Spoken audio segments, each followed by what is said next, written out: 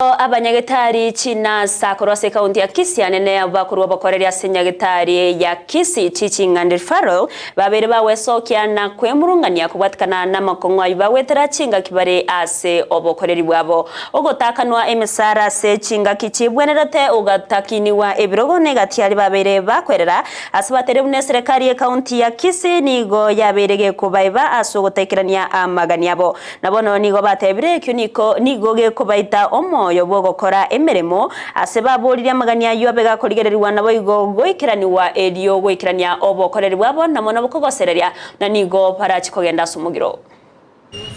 Tumekuja hapa kama wauguzi wa Kisii County Government kuregister our grievances concerning the salary delay.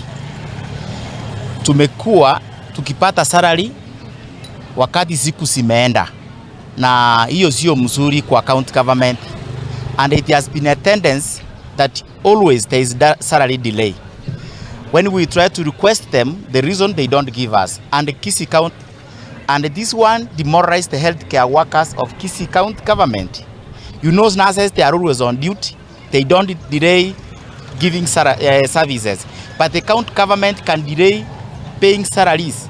Like now the salary delay and other statutory deductions, you see the banks, they accrue the interest at the expense of the nurses. Tuwaeleze ya kwamba every time that there is salary delay, we will be moving out to demonstrate and show the recklessness of the county government.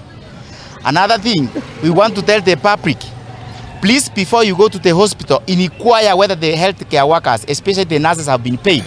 Usikuje hospitali ni kutipu na sichalipwa pesa. Usikuje kama hatujalipwa, kama imefika tarehe 5 na hatujalipwa, enda private upate matibabu huko. Hakuna haja ukuje kwa government hospital whereby the healthcare worker is not paid. Ama sio hivyo?